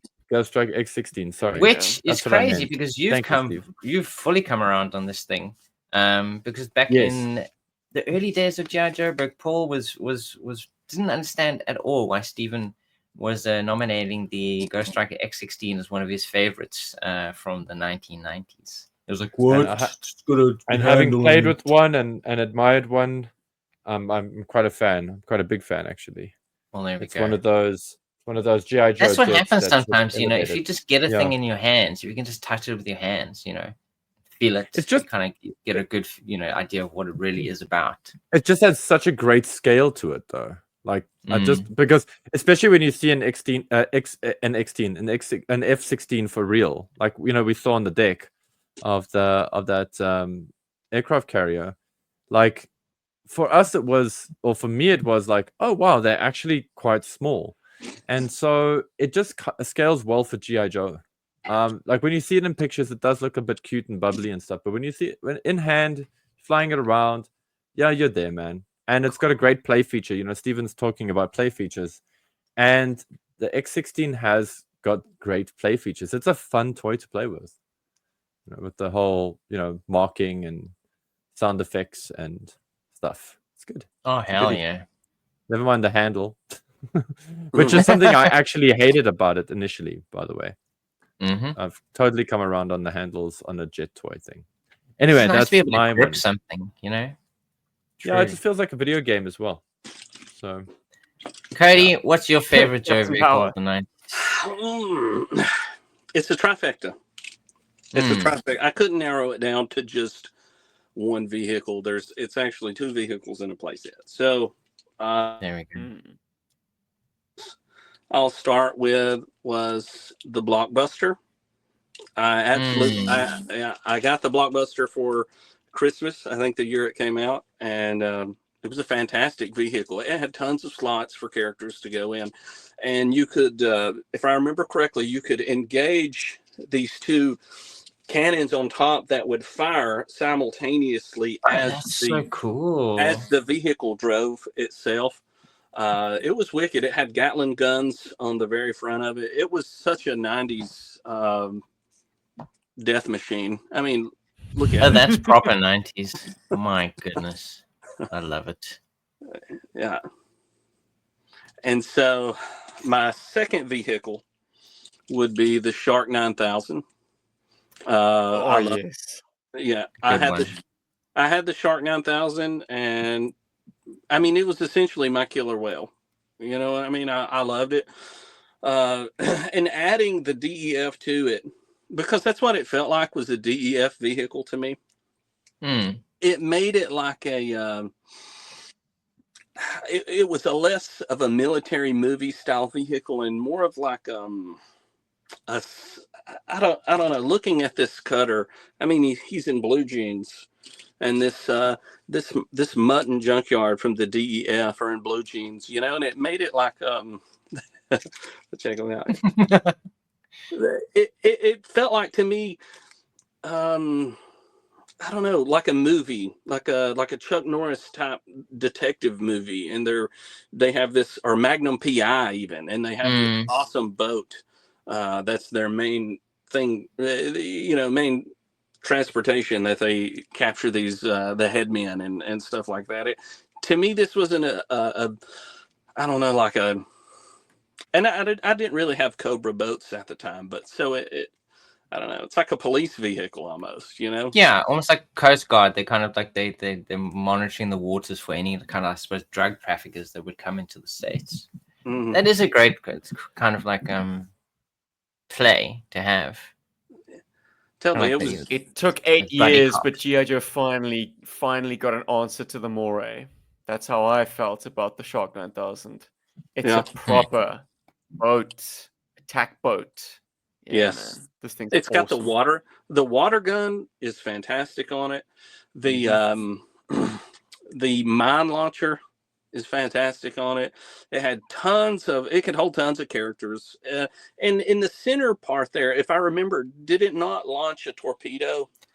Yes, yeah. So it didn't launch it, but it kind of like folded down, and you could kind of throw it out. Okay. Yes. Well, there was the sort of the centerpiece is like part boarding ramp, part torpedo storage. That torpedo, the Sharkpedo, could be launched by the mine launcher. Like, it was a multiple launcher. It could launch the mines, it could launch missiles, and it could launch the Sharkpedo from this like cradle. So this thing was absolutely bristling. It's got gun tubs on the sides with miniguns. It's got rockets. It's got a main sort of turret with a water cannon, which is smart. I mean, you want a non-lethal weapon and what could beat like a nice high pressure water cannon. But then to counter that, you've got like a 20 or 30 millimeter double gun on the other side. You got a searchlight. You've got dude, this boat is incredible. It had a feature. It had a sort of a wind up propeller using a rubber band.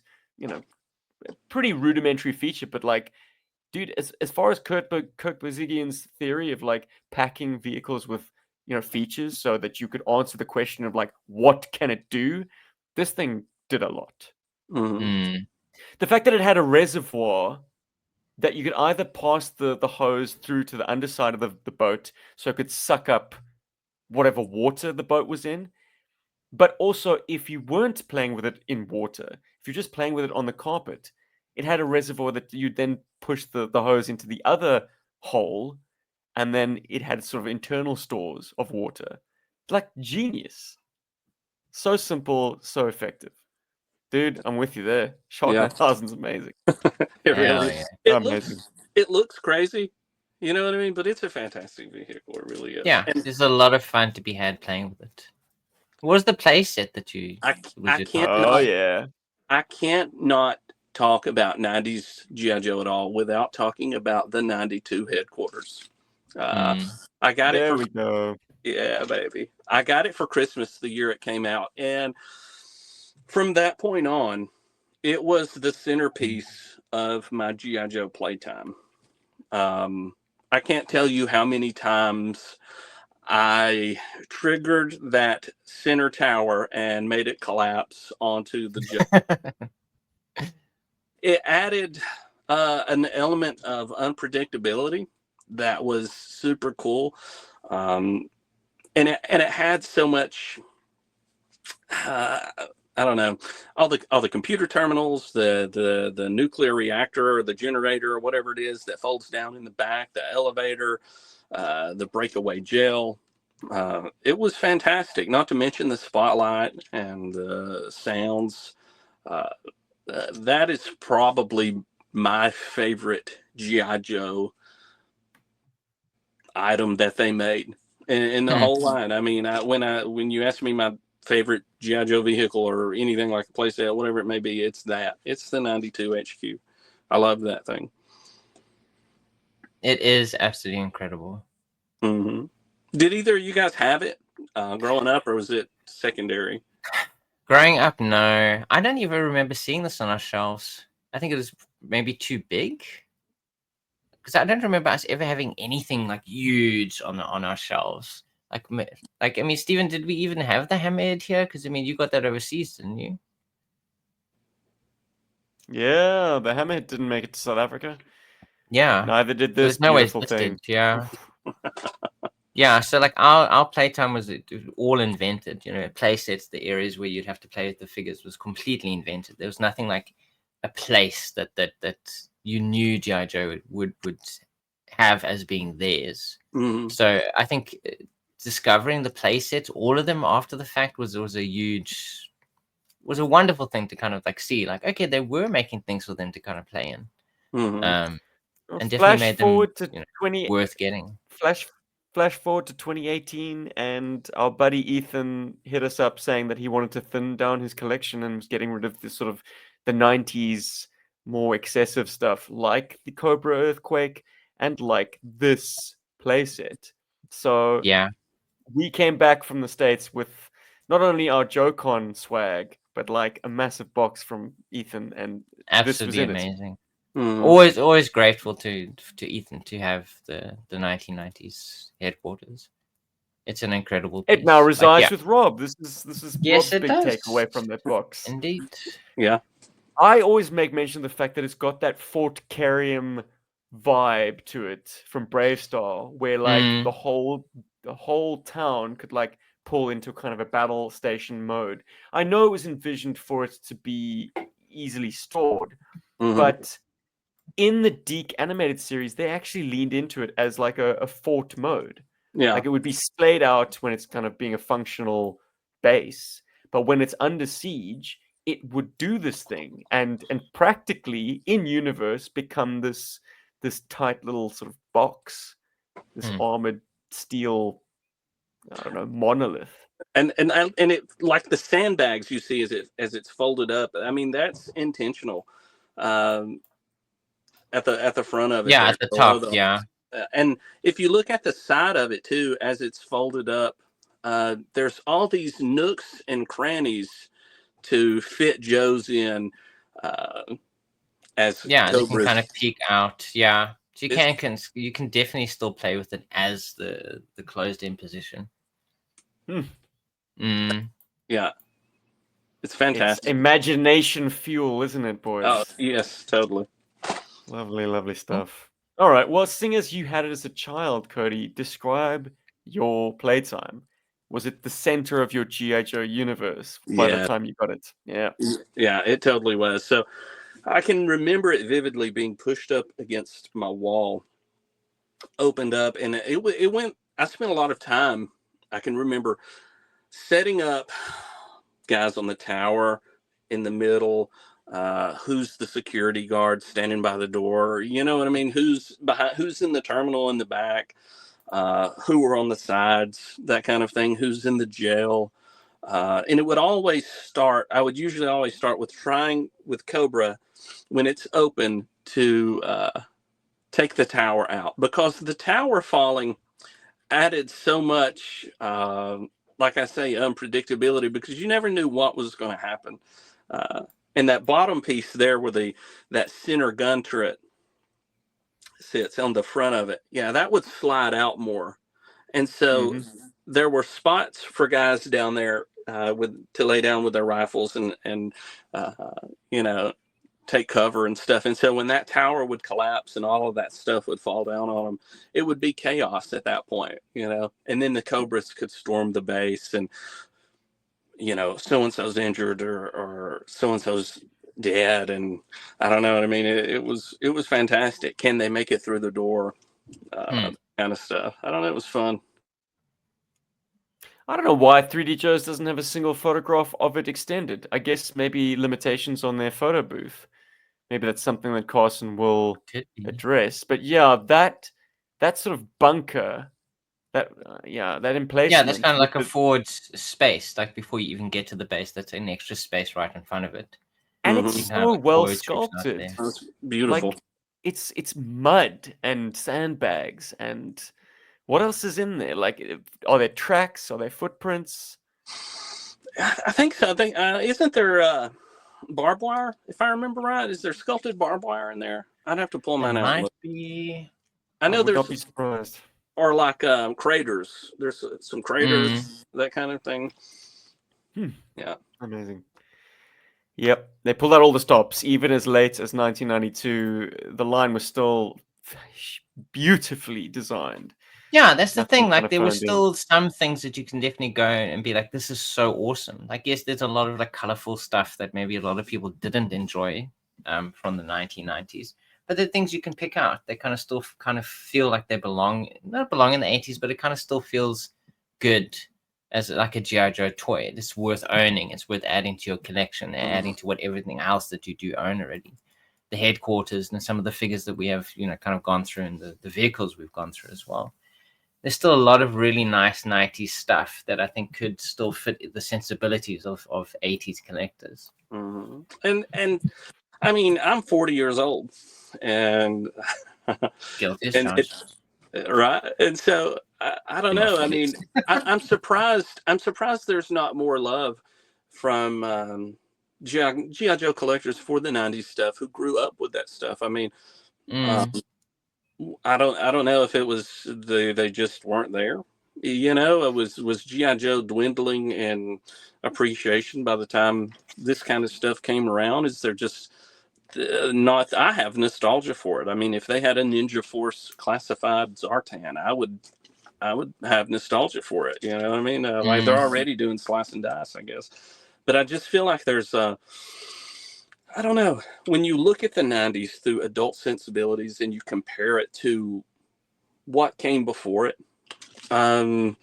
you can obviously look at it and kind of scoff at it. You can scoff at the bright oranges and the neons and all this. But when you were living through it, I don't know.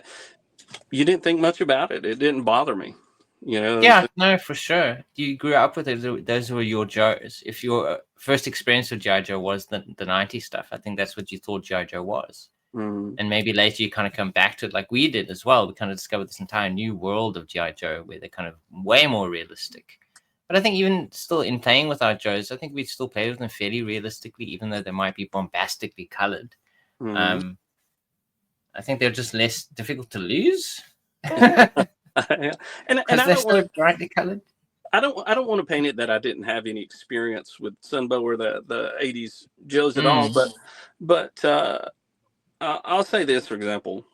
As a kid, I would go to yard sales or flea markets or whatever with whatever adult was dragging me along, and they would always be GI Joes for sale. And I can remember vividly a table laid out. There's all these GI Joe characters, and who do I pick? You know what I'm saying? Nemesis Enforcer. Nemesis Enforcer, yeah. So I'm sure there were Green Army men laying on that table.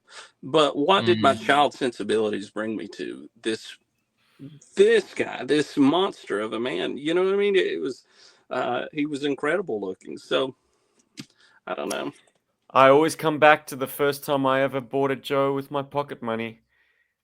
On the one hand, Falcon staring me in the face like immaculate Green Army man, great accessories, realistic paint job, a hero.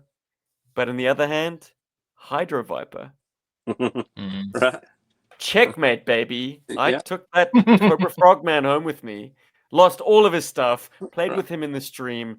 But like purple, animal companion, like freaky card art. That's what sold a figure to me at that time. Great figure, Hydro Viper. Like, worth talking about. GI Joe moved with the times, is all I'm saying. And they were able to captivate the people coming into the hobby late, like us. Yeah, I think maybe it's a general philosophy in like overall, you know, the way they constructed the entertainment, the cartoons, the movies that are coming out at the time, it kind of all just appealed to a more colorful world in general, I guess. You know, I think it just didn't bother us that our figures were more colorful. It's just what we expect from our playtime to be more vivid, I guess. Yeah, I don't know what it is exactly. But hopefully now, I mean, you know, it's only 10 years apart in the end, you know, like we're decades away from all of these, you know, the periods that these toys came out. I'm hoping that by now people are finding more love for the 90s in general and kind of, you know, realizing there are some good nuggets in there for you to I'm intrigued by how the numbers break down. I do feel like if you were in GI Joe from the off, or GI Joe and Real American Hero from 82, you are more likely to be a lifer than someone who came into it in the Ninja Force era and sort of dabbled with G.I. Joe, Transformers of the 90s, Turtles, Power Rangers. You know, you're more likely to be a very much more casual G.I. Joe. Yeah, no, for sure, because it wasn't a constant. The people who were there from the 80s, it was constant. It was through your entire childhood necessarily, you know, from when you're like 12, probably all the way to 16, 17, when you stopped playing with toys. Well, with kids who were coming in later on, it was an end point, you know, 94, 95, I still wanted toys, and G.I. Joe was no longer providing it. But there was no more else, and you kind of moved on to other things.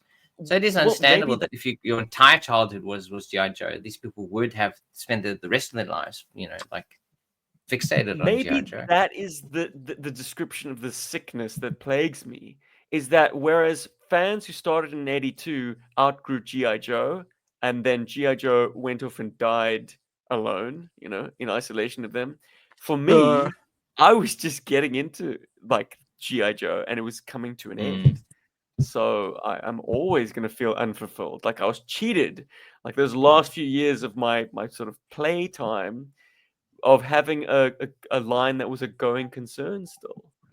I didn't get to walk away from G.I. Joe. G.I. Joe walked away from me. Away from you. Yeah, I got dumped.